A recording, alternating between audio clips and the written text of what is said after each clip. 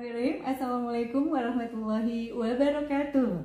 Halo warga Sejiwa Podcast, selamat siang. Kita berjumpa lagi dalam program Rehat, ruang hangat saat istirahat.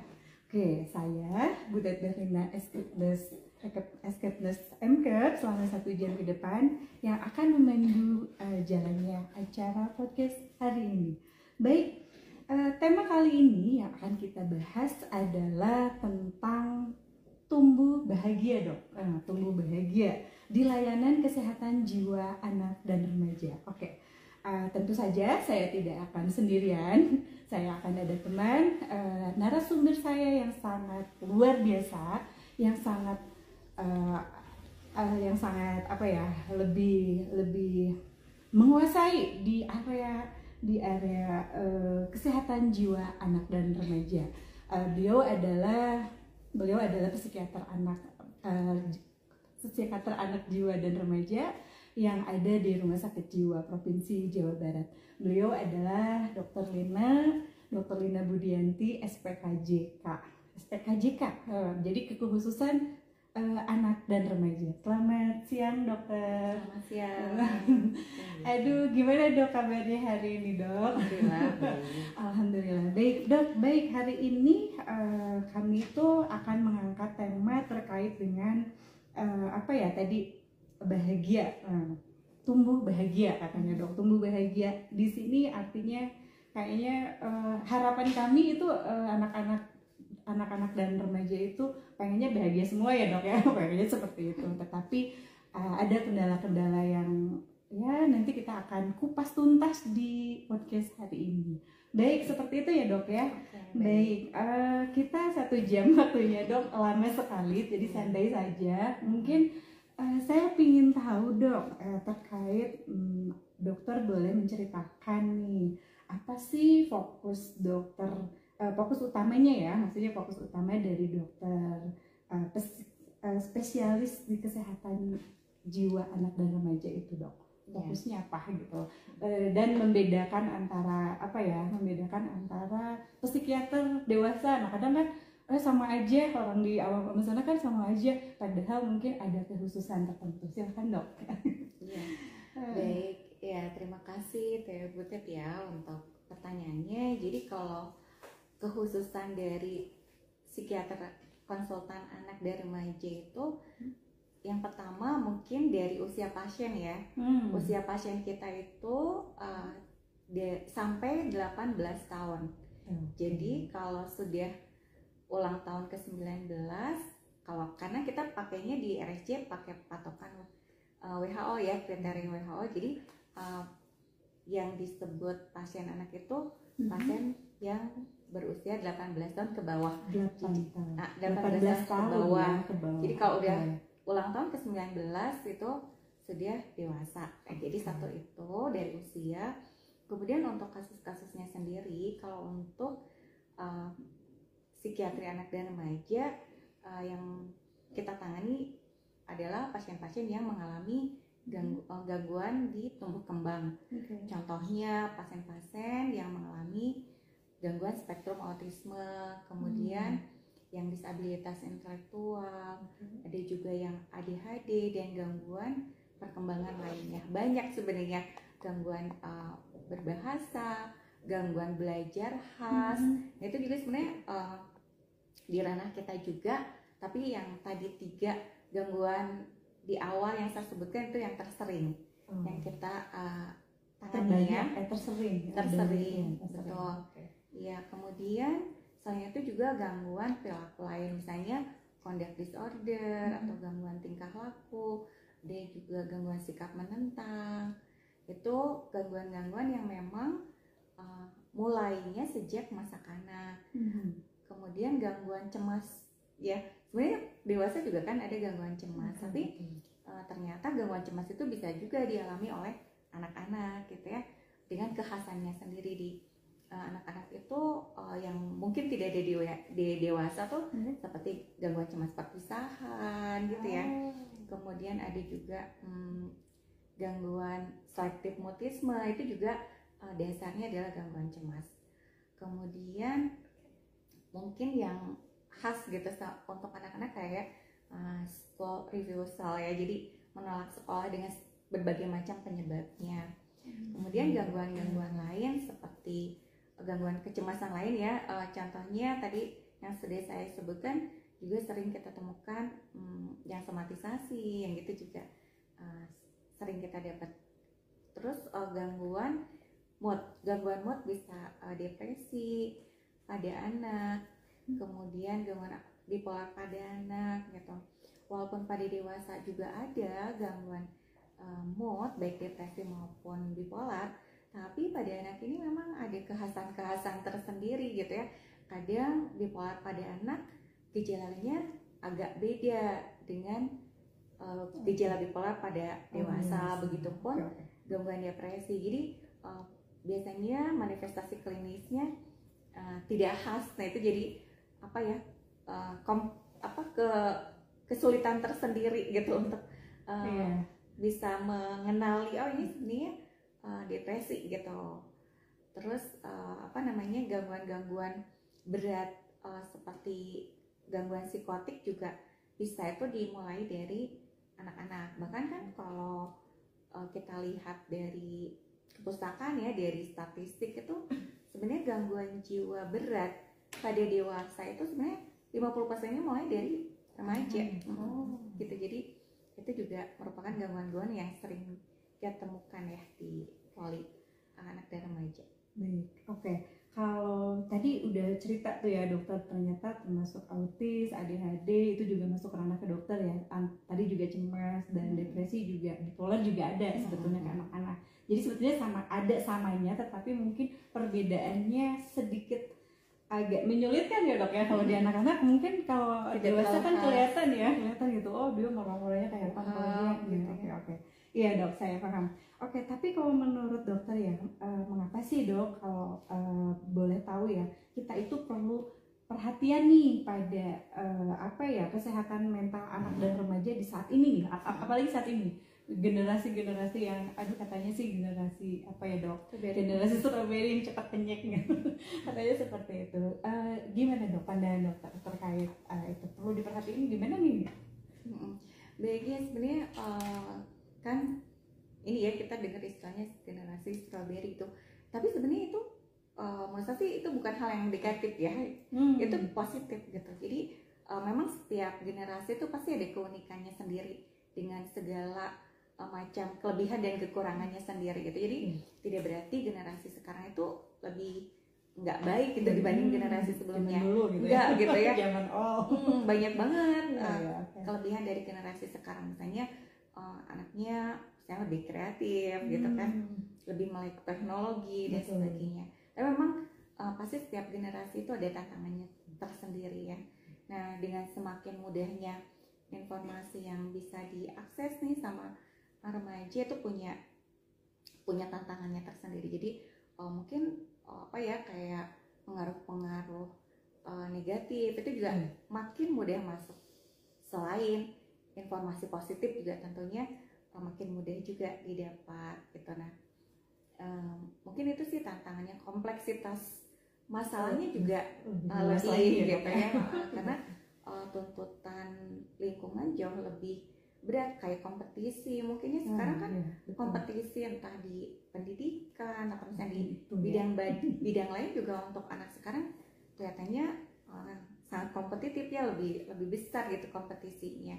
Jadi mungkin itu juga menjadi salah satu faktor yang membuat nih anak sekarang mungkin jadi lebih rentan untuk mengalami masalah-masalah psikologis tertentu seperti itu. Baik, kalau menurut itu tadi terkait dengan perbedaan ya dok ya. Zaman dulu mungkin ada sih, cuma mungkin nggak se-booming sekarang mungkin ya dok ya. Terkait kita bisa ngenalin nih, kita sebagai orang tua, saya juga sebagai orang tua ya sama ya, sebagai orang tua atau di sekolah ada guru. Nah itu membedakan ini anak kayaknya bermasalah deh, ini anak kayaknya ada gangguan deh. Nah itu mungkin ciri-cirinya seperti apa dok? Maksudnya yang lebih khasnya biar kita semua tahu gitu. Oh ini kayaknya ranahnya kesini deh. Biasanya dia gini, jadi begini ya gitu. Nah mungkin ada dok ciri-cirinya apa gitu. Baik, kalau di psikiatri anak dan remaja yang apa yang bisa menjadi indikator ya bahwa ini sebenarnya anaknya udah ada gangguan. Kalau pada anak yang lebih kecil, karena kan kita semua tahu ya bahwa anak itu sedang tumbuh kembang ya. Nah, jadi salah satu indikator ini bermasalah ketika kita menemukan ada pertumbuhan atau perkembangan yang tidak sesuai usia. Contohnya misalnya gini, pada anak usia 3 tahun, kalau dari teori perkembangan psikososial itu kan katanya dia sedang di fase otonomi. Jadi fase otonomi itu anak memang punya naluri, punya keinginan untuk mengeksplor gitu ya. Jadi biasanya kelihatannya anaknya sangat aktif di usia 3 tahun ke bawah. Nah, kalau kita menemukan anak usia 3 tahun ke bawah aktif gitu ya, nah mungkin itu sih masih sesuai dengan usia perkembangan. Sehingga masih lari sana, lari sini, maksudnya pegang ini, pegang itu. Nah, itu kan masih di fase otonomi, masih mengeksplor saja. Nah, tapi ketika kita misalnya menemukan anak di usia 7 tahun misalnya kan, dari perkembangan psikososial itu sudah masuk fase industri, di mana karakteristik anak di fase industri itu dia sudah mulai mengerjakan sesuatu sampai tuntas gitu. Itu nalurinya. Nah, ketika kita ketemu nih anak di usia 7 tahun tapi perilakunya masih kayak anak usia 3 tahun. Nah, itu kan kita jadi bisa lihat, oh ini ada suatu perkembangan yang tidak sesuai. Nah, itu juga bisa menjadi salah satu indikator, oh ini ada masalah. Nah, jadi satu itu ya, ada masalah pertumbuhan dan perkembangan yang tidak sesuai dengan usia. Satu. Dua, kalau kita melihat ada suatu kondisi emosi tertentu atau perilaku tertentu yang membuat fungsinya terganggu. Gitu ya? Maksudnya fungsi gimana? Fungsi itu biasanya kita nilai dari minimal 3. Fungsi perawatan dirinya, fungsi sosial, dan fungsi pekerjaan. Kalau anak kan pekerjaan utamanya apa ya, belajar gitu ya. Nah, misalnya ada suatu kondisi emosi tertentu yang misalnya entah sedih berlebihan atau sangat sensitif, itu sudah mengganggu 3 fungsi ini. Nah, misalnya karena sensitifnya dia jadi tiba-tiba pada dulu anak baik, tiba-tiba ini sering bertengkar sama temannya, terus jadi sering berkonflik gitu ya. Nah, itu bisa jadi ini salah satu indikator anak sedang punya masalah gitu kan. Atau misalnya mengganggu fungsi pekerjaan, kan harusnya si anak itu kan memprioritaskan sekolah ya, karena itu fungsi pekerjaan utamanya. Nah, tapi kalau misalnya ada masalah emosi atau perilaku tertentu bikin sekolahnya dia terbengkalai, misalnya nih yang sering atau yang mungkin saat ini jadi isu gitu ya, misalnya adiksi game, adiksi internet. Dan gara-gara dia main game atau internet sampai tengah malam gitu karena nggak bisa dihentikan, nggak bisa dilarang sama orang tuanya, dia terus main internet sampai malam. Akhirnya pagi-pagi dia tidur ngantuk, akhirnya nggak bisa sekolah gitu kan. Jadi prestasi sekolahnya semua menurun, rasanya bagus, tapi tiba-tiba semua menurun secara signifikan. Nah, itu menjadi salah satu indikator juga mungkin perilaku main internetnya udah bermasalah nih, udah nggak sehat lagi gitu. Kemudian menimbulkan suatu distress ya. Distress itu tekanan baik untuk dirinya sendiri atau untuk orang di sekitarnya. Bisa karena tadi dia depresi sebenarnya gitu, cuman seperti yang di awal saya sampaikan, kadang depresi pada anak ini kan tidak khas seperti pada orang dewasa yang kalau depresi itu sedih, murung, lack of energy gitu kan, lack of interest. Tapi kalau pada anak seringkali manifestasinya kita bilang ada eksternalisasi, jadi perilaku menentang gitu, jadi sangat sensitif, agresif. Ya karena agresif dan sensitifnya itu jadi dia sering berkonflik sama teman-temannya gitu, atau mungkin dia jadi menarik diri, nggak mau bergaul. Nah kan itu jadi menimbulkan nggak rasa tidak nyaman di sekitarnya, atau mungkin anaknya sendiri jadi nggak nyaman juga kok. Saya tuh misalnya harusnya saya punya tugas ini, kok saya nggak bisa ya ngerjainnya, karena jadi nggak susah konsen, misalnya seperti itu kan, jadi menimbulkan rasa tidak nyaman juga di individunya itu sendiri gitu. Jadi itu menimbulkan distress. Jadi mungkin yang yang paling bisa kita kenali ya itu tadi ya, 3 yang tadi saya sebutkan. Ada gangguan fungsi juga ya, bukan tadi ada gangguan perkembangannya juga tadi tidak sesuai dengan usianya, emosinya juga cepet ya, akhirnya merembet kemana-mana ya dok ya, akhirnya seperti oke. Baik, mudah-mudahan bisa itu ya, bisa menjawab di luar sana yang kadang enggak kok anak saya nggak apa-apa, anak saya nggak apa-apa. Nah padahal mungkin itu teh lagi ya tadi dan mungkin dia depresi, tetapi ya tadi susah dikenali ya, bilangnya nggak ada apa-apa aja gitu kan. Oke dok, terus selanjutnya kalau misalkan biasanya dok ya yang datang ke rumah sakit nih dok, rata-rata biasanya alasan masuknya teh gara-gara banyaknya apa ya dok kalau anak remaja biasanya, misalkan apa gitu dok, kalau di mana di dewasa mungkin beda kali ya dok. Biasanya apa dok kebanyakan? Iya, kalau yang maksudnya jadi pencetus ya, penyebab ya. Kalau pada remaja itu yang menjadi stresor biasanya kita dapat itu masalah dengan pertemanan, gitu ya. Dengan pertemanan itu sering jadi faktor pencetus, jadi stresornya. Karena seperti yang kita ketahui di usia remaja ini kan secara tugas perkembangan memang dia sudah masuk ke fase identity ya, dimana dia sedang mencari identitas. Artinya dia memang perlu pengakuan dari teman sebaya. Dia memang butuh memiliki teman sebaya yang bisa menerima keberadaan dia. Nah, ketika itu bermasalah, misalnya entah itu faktor internal maupun eksternal, mungkin anaknya memang kurang percaya diri, jadi dia punya keberanian untuk bersosialisasi, itu makin membuat dia jadi tertekan. Atau mungkin faktor lingkungan, misalnya teman-temannya tidak menerima dia karena dia anggap berbeda, atau misalnya tidak mungkin interest atau minatnya tidak sama dengan teman-teman sekitarnya, terus akhirnya dia diasingkan, tidak ditemenin. Nah itu seringkali jadi stresor yang membuat anak atau remaja sih, terutama remaja ya, yang akhirnya mengalami suatu masalah mental emosional tertentu. Oke, baik.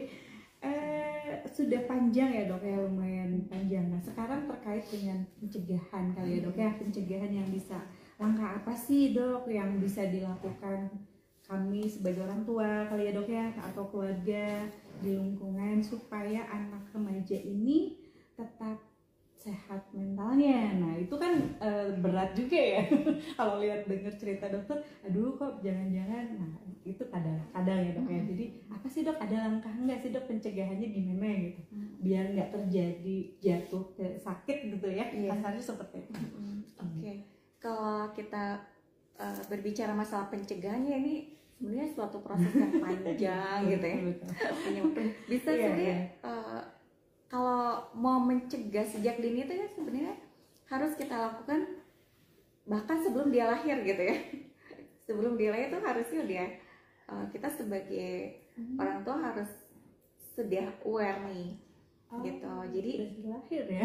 Sebelum lahir harusnya. Kalau misalnya kita bicara mau mencegah ya. Jadi kan kan ketika kita mau punya anak, bahkan misalnya dalam kandungan itu kita harus sudah mulai membentuk bonding ya sama anak. Misalnya kita entah itu ayah atau ibu juga, walaupun ayah tidak secara langsung gitu ya berinteraksi sama anak yang dikandung oleh ibu, tapi tetap punya pengaruh gitu. Jadi pertama bentuk dulu bonding yang baik antara orang tua dan calon anak gitu ya, atau ya di janin gitu. Nah gitu kan. Kemudian sejak lahir pun demikian, membentuk bonding. Akhirnya semakin besar usia kan nanti muncul istilahnya ada attachment kan. Kalau bonding itu ikatan emosional yang terbentuk antara orang tua dan anak, ibu dalam hal, khususnya dalam hal ini ibu dan anak. Kemudian nanti seiring dengan waktu timbullah attachment. Attachment itu ikatan emosional yang dibentuk dari anak ke orang tua, gitu ya. Nah, attachment ini kan ada secure, insecure gitu. Nah, kita pengennya yang sehat itu kan yang secure, gitu. Itu kemudian nanti kan kalau itu sudah terbentuk, nanti insya Allah ke depan mungkin jadi lebih mudah. Itu karena ibaratnya tuh kita membentuk bonding dan attachment yang sehat sejak kecil tuh ibaratnya kita membangun rumah. Kita mau ngasih fondasi yang kuat dulu gitu. Jadi kalau fondasinya kuat, nanti ke depan kalau misalnya ada yang harus diperbaikan lebih mudah dibandingkan kalau dari awal aja fondasinya udah nggak bagus gitu ya. Tuh mungkin.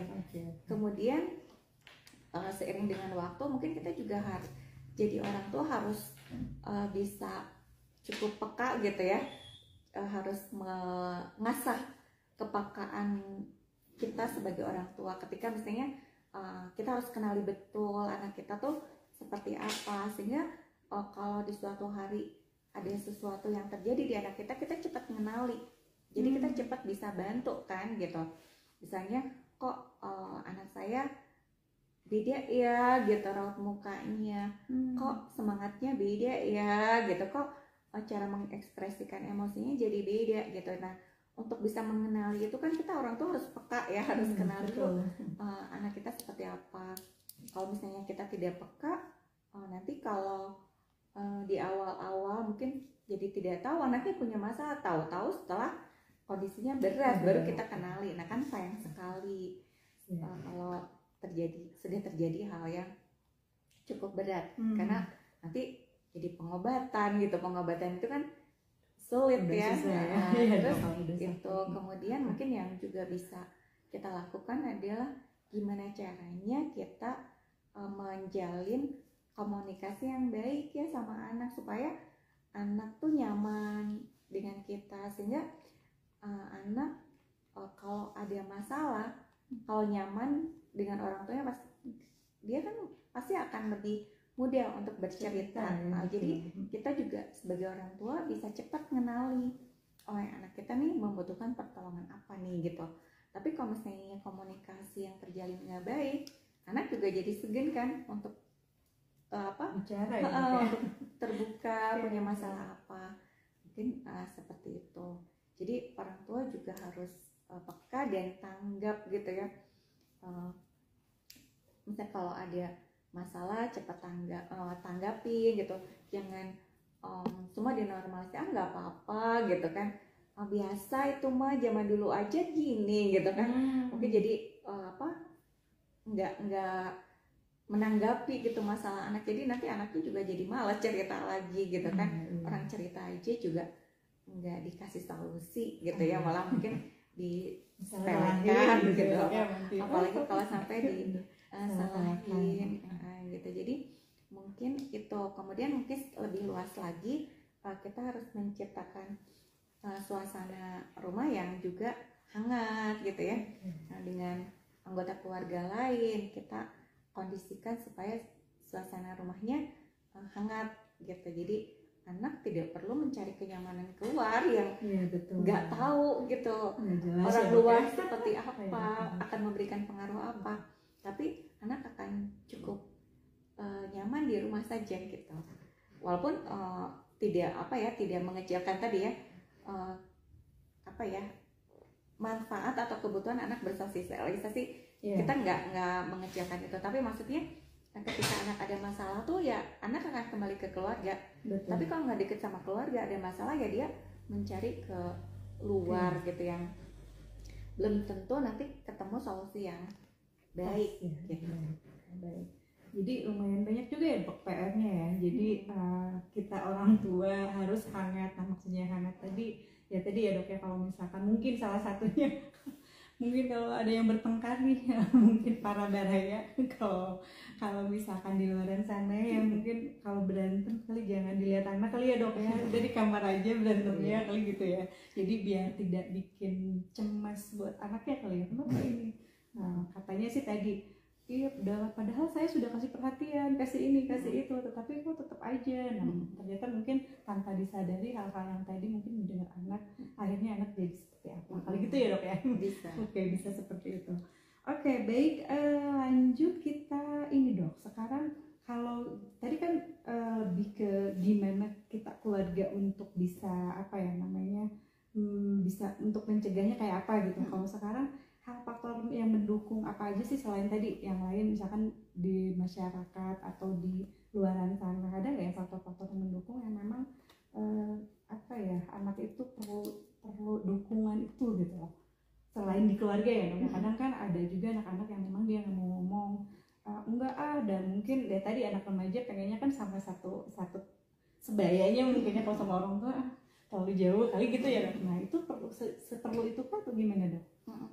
Iya, tetap sih sebenarnya anak itu harus tahu bahwa orang tuanya itu akan membantu dia ketika dia tidak punya pertolongan dari yang lain gitu.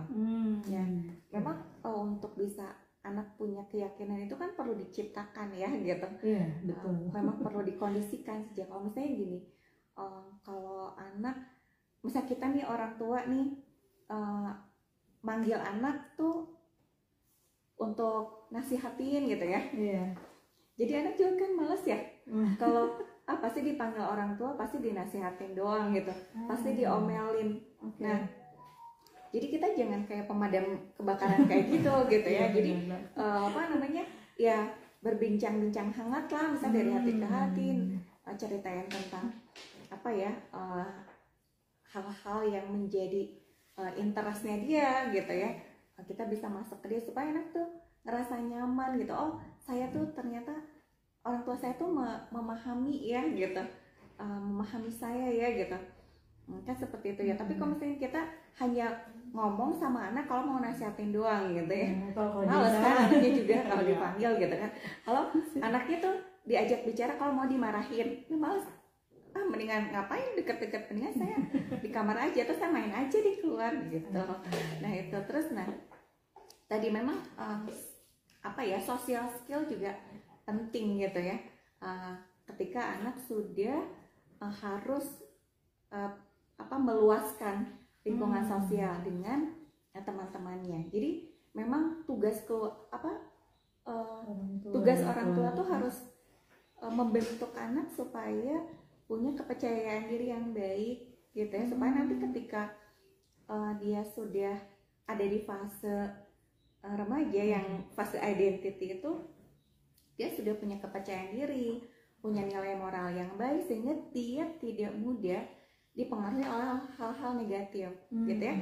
Kalau misalnya anak nih, contohnya nih ya, kalau anak tidak percaya diri gitu, ketika misalnya dia sudah pengen nih punya teman sebaya ya, lingkungan teman sebaya tertentu, karena dia nggak percaya diri, kebetulan ketemunya sama yang lingkungannya nggak baik.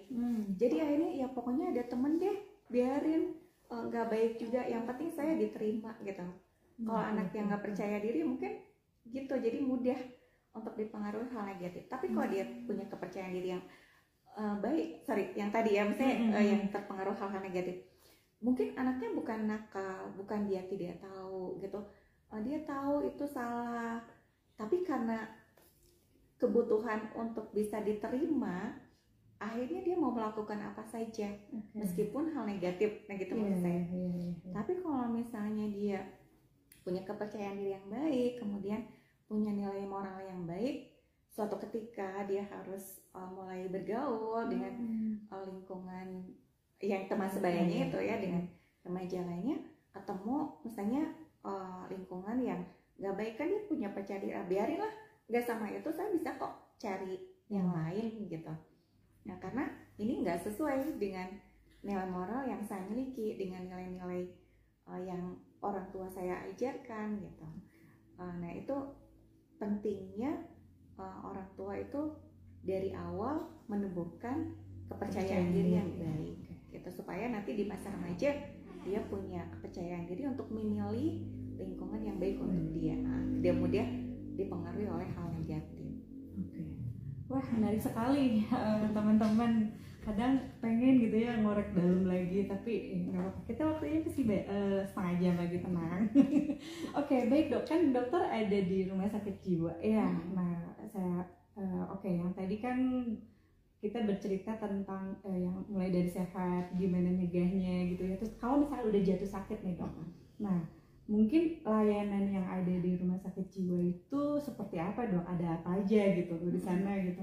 Kan kadang orang awam di sana, ngapain ke RSC, ngapain ini, anak saya emang nggak apa-apa, nah kayak gitu dok. Nah padahal tadi kata gurunya, oh dia anaknya begini, misalkan yang tadi yang kita ngomongin di awal ya dok ya, anaknya udah begini loh bu, ininya begini dia udah perilakunya seperti ini gitu. Nah itu seperti apa dok layanan di rumah sakit jiwanya dok? Ya, kalau layanan di kita kan pertama kita assessment dulu ya. Kita melakukan pemeriksaan psikiatri, kemudian setelah kita melakukan pemeriksaan, jadinya kita tahu ini permasalahannya apa, kita melakukan terapi gitu ya. Nah, untuk pemeriksaan ini sendiri sebenarnya jangan takut juga ya, maksudnya nanti kalau di rumah sakit jiwa berarti akan dikasih obat atau dia mengalami gangguan tertentu, belum tentu gitu ya. Karena kan kita juga sering dapat gitu nih, misalnya anaknya telat bicara gitu ya, telat bicara. Kan kita harus assessment dulu ya, karena speech delay atau telat bicara itu kan penyebabnya banyak. Nah, salah satunya simulasinya kurang. Nah, bisa aja telat bicaranya tuh karena simulasinya kurang. Misalnya kita periksa, kita assessment lebih dalam, oh ternyata telat bicaranya karena kurang simulasi. Nah, berarti kan anjuran kita sebenarnya lebih ke edukasi. Oh, nanti mungkin acara memberikan simulasinya gini, oh jangan terlalu banyak paparan layarnya, screen time-nya ini terlalu banyak, harus dikurangi. Nah, bisa saja kalau permasalahannya itu ya solusinya juga begitu. Atau misalnya kok anaknya seringnya menentang ya gitu, kok anak perilakunya nggak baik, bisa kita assessment, oh ternyata ini masalahnya komunikasi antara orang tua dan anak aja. Ya berarti kan pendekatannya itu edukasi gitu ya. Atau misalnya pola asuh nih, kenapa anaknya menentang, kenapa anaknya punya emosi dan perilaku yang nggak baik, oh ternyata di pola asuh misalnya masalahnya. Tentunya solusinya sesuai dengan permasalahan kan. Jadi pola asuhnya mungkin kita akan edukasi pola asuh yang tepat seperti apa. Nah, jadi tidak selalu ketika konsultasi ke kita nih ke RSC itu selalu ini ada gangguan tertentu gitu ya. Nah, terus kalaupun misalnya dari hasil assessment kita ini ternyata memang ada suatu gangguan tertentu yang perlu intervensi khusus, misalnya terapi-terapi tertentu, kemudian kan kita punya nih terapi okupasi ya untuk anak-anak yang berkebutuhan khusus, ada terapi wicara, itu juga ada di psikiatri. Kemudian juga ada terapi remedial teaching ya. Remedial teaching itu untuk anak-anak yang punya kesulitan belajar. Terus kita punya Snow Zealand ya untuk anak-anak kecil yang punya masalah dalam emosi. Kemudian ada terapi psikofarmaka, artinya pemberian obat kalau memang sangat diperlukan pemberian obat untuk memperbaiki fungsinya, untuk mengoptimalkan performanya dia, bisa saja kita lakukan. Nah, misalnya memang dia sudah mengalami suatu gangguan jiwa berat yang supaya gejalanya hilang, dia bisa punya kehidupan yang baik kehidupan pribadi, di keluarga dan di masyarakat, dengan pemberian obat, tentunya kan kita akan berikan sesuai dengan kebutuhannya. Kita juga memang dibekali dengan ilmu pengobatan medis gitu ya, maksudnya berobat-obatan, tentu akan kita berikan ya sesuai dengan indikasi. Oke. Baik. Selain psikoterapi lain ya, gitu ada kita juga melibatkan psikolog dan sebagainya. Baik, kayaknya menarik ya. Tadi intinya sih saya akan meng-highlight bahwa yang datang ke sini itu tidak harus tadi ya dok, tidak harus gangguan terus dikasih obat, belum tentu. Kadang tergantung asesmennya kemana dulu nih. Ini apakah dia hanya perlu terapi saja atau hanya konseling saja gitu ya dok ya, psikoedukasi. Baik, kayaknya sudah banyak pertanyaan dok dari sobat sejiwa di rumah ya. Lumayan banyak, 4. Kita satu dulu aja ya. Pertanyaan yang pertama apakah itu? Dok, bagaimana caranya menghadapi gangguan emosi pada anak yang dirawat oleh single parent? Oke dok, katanya begitu dok. Cara mengatasinya kalau sudah ada gangguan emosi, dia single parent, kayaknya kepalanya berat banget gitu ya. Ini teh aku teh, jadi ke kitanya juga ibunya ya, jadi terpancing juga mungkin. Oke, silakan dok dijawab dok. Baik ya, sebenarnya untuk tata laksana yang spesifik gitu ya, itu kan perlu assessment memang ya. Betul. Perlu assessment. Sebenarnya gangguan emosinya nih memang ada latar belakang gangguan lain gitu, atau memang kemampuan regulasi emosinya saja yang kurang baik gitu ya. Jadi sebenarnya ini harus ditelaah lebih lanjut supaya nanti pendekatannya juga tepat. Tapi gitu ya, mungkin secara umum saja ya, kita bicara secara umum. Sebenarnya yang pertama kan anak itu intinya meniru, awalnya kan meniru. Nah, coba dulu perhatikan apakah ada di lingkungan yang mungkin menjadi contoh dari anak tersebut mengekspresikan emosi seperti itu gitu ya. Atau mungkin dari kitanya nih gitu. Mungkin kita juga kan nggak ada salahnya, kita harus introspeksi. Apakah memang kitanya sendiri gitu. Memang kalau marah, kalau berkomunikasi, misalnya ekspresinya tinggi atau mungkin kan emosional juga kitanya. Nah, coba itu dilihat apakah ada nih faktor-faktor itu ya. Tapi kalau misalnya kita sudah merasa nih, kita sudah memberikan contoh yang baik gitu kan, kita sudah upayakan kita berkomunikasi yang sesuai dengan yang seharusnya. Di lingkungan kita juga nggak ada tuh yang emosian kayak gitu, yang bisa dicontoh sama anak sehingga anaknya punya emosi yang meledak-meledak seperti itu. Nah, coba lihat lingkungan yang lebih luas. Apakah dia mengalami tekanan nggak di sekolah, dari temennya ada nggak tekanan, ada nggak masalah dengan teman-teman dan sekolahnya gitu. Nah, kalau misalnya ternyata ada, nah mungkin bisa coba misalnya di pendekatan ke misalnya di sekolahnya, ke gurunya, mungkin cari informasi lebih lanjut nih, sebenarnya masalah anak saya di sekolah ada nggak ya gitu.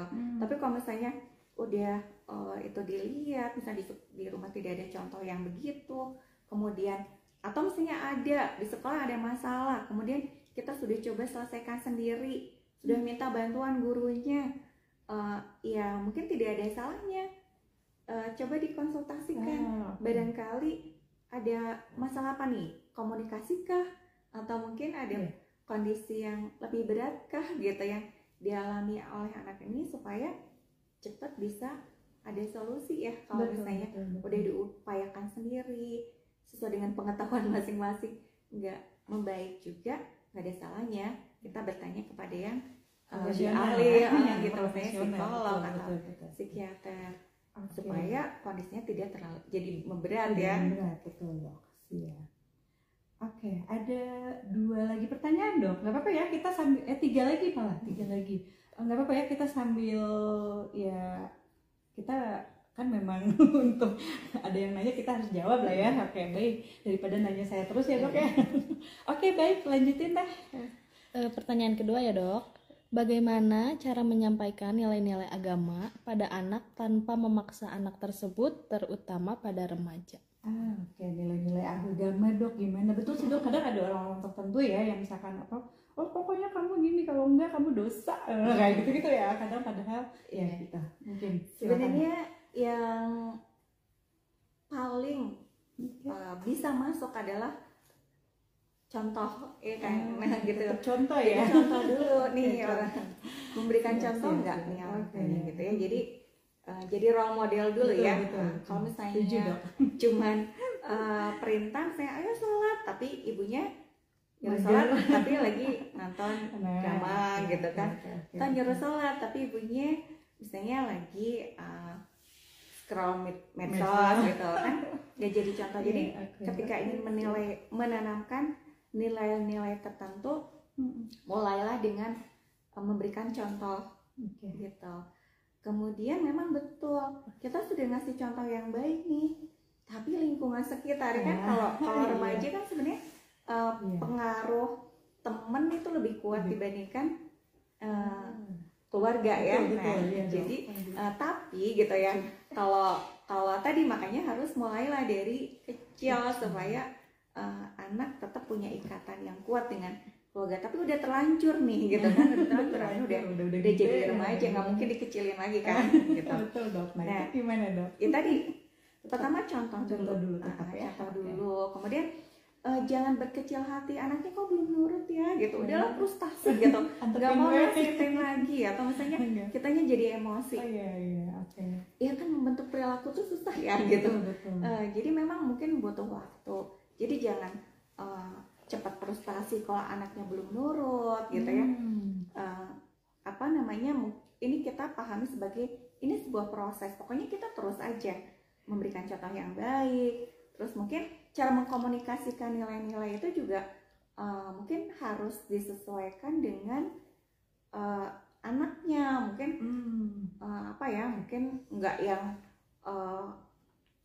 misalnya gini, oh kamu salah gitu. Itu nggak baik. Bisa jadi strateginya nggak begitu gitu ya, tapi mungkin dengan cara yang lebih halus gitu, mungkin lewat dialog gitu kan, biar anak juga akhirnya bisa berpikir dari dirinya sendiri, oh ternyata emang ini yang seharusnya saya lakukan, nggak dengan mendoktrin. Kalau misalnya kita langsung to the point, ini harus gini kan karakter anak remaja tuh nggak suka kalau diatur gitu. Jadi mungkin pendekatannya lebih ke seperti dialog, diskusi, kita mendengarkan dulu mungkin pendapat dia apa ya tentang ini, kemudian kita ajak diskusi sampai mungkin akhirnya si remaja berpikir sendiri, oh iya ya ternyata emang ini yang harusnya nilai ini yang harusnya saya miliki. Nah mungkin itu tips aja. Tips aja ya dok. Oke, baik, pertanyaan ketiga. Ayo nambah lagi dong. Nambah lagi bertanya, seru ya berarti ya kita. Oke, pertanyaannya boleh silakan dibacakan. Bagaimana cara mendidik anak yang sudah remaja? Karena terkadang orang tua pekerja dan belum bisa mengawasi anak saat berada di luar sekolah. Nah itu mah kayak kita nih dok, kita kan kerja nih. Kadang aduh ya Allah bismillah aja ya Allah, mudah-mudahan saya titipin gitu kali ya. Aduh ya tadi. Silakan dok jawab dok. Satu pertama doa ya. Doa nomor satu, betul saya doa aja lah udah gitu. Disebutkan sama Teh Butet. Pertama mah doa dulu gitu, minta pertolongan Allah ya. Karena emang berat sih gitu.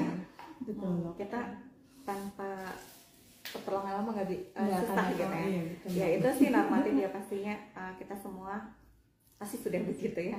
Oke. Kemudian dari kita sendiri bagaimana gitu supaya tadi apa nilai untuk remaja itu tidak mudah terpengaruh gitu ya oleh lingkungan luar, karena kita punya waktu yang terbatas bersama mereka. Ya quality time sih sebenarnya ya. Kalau kadang kuantitas itu bisa kalah sama kualitas. Enggak, maksudnya kualitas itu bisa jadi lebih bermakna dibandingkan kuantitas. Misalnya kita punya waktu banyak sih sama anak, tapi masing-masing gitu, nggak ada komunikasi. Itu juga. Kan itu juga bisa jauh gitu ya, jadi jarak ya dok ya. Iya betul, secara fisik sih deket, tapi secara emosional enggak. Jadi mungkin bagi orang tua yang memang punya keterbatasan waktu, coba kualitasnya diperbaiki, jadi quality time-nya gitu ya. Kemudian rasanya zaman sekarang kita cukup dimudahkan ya, maksudnya dengan ada teknologi yang bisa kita manfaatkan untuk berkomunikasi meskipun kita jauh gitu. Jadi tuh coba manfaatkanlah fasilitas yang ada. Kemudian tadi kita juga harus cara berkomunikasi barangkali gitu ya. Itu harus disesuaikan dengan karakter remaja. Jadi seperti yang kita bahas sebelumnya, kalau memberitahu remaja tuh nggak harus kamu gini ya, kamu nggak boleh itu ya gitu. Mereka biasanya langsung defensif. Ini otoriter nih orang tuaku, orang tuaku toksik nih gitu kan gitu ya. Iya benar dok. Jadi mungkin metodenya ganti gitu, nggak seperti kita menasihati dia semasa kecil gitu. Jadi kita lebih kedepankan dialog. Memang iya betul makan waktu sih gitu. Tapi gitulah quality time ya yang penting sih sebenarnya. Kalau kuantitas kita tidak punya gitu, terbatas. Iya, jadi oke lah. Satu lagi pertanyaan silakan. Apa yang harus saya lakukan sebagai remaja agar mempunyai hubungan baik dengan orang tua? Karena terkesan para orang tua menilai kami sebagai seseorang yang suka membantah, tapi kan sebetulnya tidak seperti itu. Jadi dari orang tua versi anak ya. Versi anaknya dok, katanya iya dari orang tua kok gitu ngomongnya, jadi saya sebel aja gitu kan. Itu versi anaknya, ternyata berbeda versi orang tua, maksudnya baik ya, tetapi diterima oleh anak itu ya tadi orang tua saya begini-begini nih, yang tadi toxic nih, kayak gitu. Gimana dok? Iya, kalau memang kayak orang tua misalnya punya pendapat sendiri, anaknya harusnya gini, terus anak berpendapat orang tua harusnya gini, nanti kan nggak ada titik temu ya. Jadi pasti akan berbenturan terus gitu. Jadi itu bisa menimbulkan masalah lain gitu yang nanti mengganggu kualitas hidup, kualitas relasi gitu di keluarga. Jadi yang perlu dilakukan tadi mungkin tadi kan dari perspektif orang tua ya, orang tua harus begini harus begitu tuh deh. Tapi sekarang dari remaja gimana ya gitu, harus gimana ya. Di satu sisi kita akui memang remaja dengan keunikannya sendiri gitu ya. Memang kan remaja ini baik secara biologis, secara psikologis, dan secara sosial ini berada di titik kritis katanya gitu ya. Karena secara biologis apa yang terjadi, hormon-hormon mulai berubah kan gitu ya. Itu juga seringkali berdampak secara psikologis. Remaja biasanya lebih sensitif gitu, karena memang ada tuh pengaruh hormon. Kemudian perkembangan otak remaja juga beda gitu. Terus tadi peran sosial juga itu nggak mudah, memang betul. Tadi peran sosial itu mulai transisi kan, dari mulai anak gitu kan, yang selalu ingin dilindungi orang tuanya, menuju ke dewasa yang mandiri. Nah remaja itu di tengah-tengah gitu. Ya dianggap anak ya juga enggak, dianggap dewasa juga enggak gitu ya. Ya itu juga jadi tantangan tersendiri buat remaja. Kemudian secara sosial tadi ya, tuntutan sosial kan kamu udah gede, harusnya gini gitu kan. Tapi di satu sisi juga mungkin masih perlu gitu. Dengan orang tua. Nah, yang harus dilakukan oleh anak adalah tadi menyadari mungkin dari perspektif anak ya. Kita punya kita generasinya beda nih mungkin gitu ya. Orang tua memang punya keterbatasan nih untuk bisa memahami kita. Nah, tapi dari kitanya sendiri yang harus dilihat bahwa orang tua ini sebagai sosok yang punya niat baik gitu kan. Pasti orang tua ini sosok yang punya niat baik. Orang tua itu pasti adalah orang yang paling sayang sama kita. Betul. Kalau terjadi sama sesuatu nih sama kita, orang lain bisa pergi, bisa tinggalin kita, tapi orang tua nggak akan begitu gitu ya.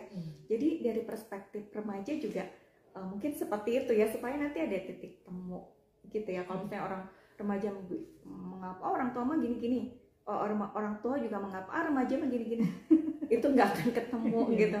Tapi mungkin kita sama-sama nih perbaiki perspektif kita, baik orang tua ke remaja maupun remaja ke orang tua. Mungkin itu sih Teh Butet ya yang bisa saya sampaikan.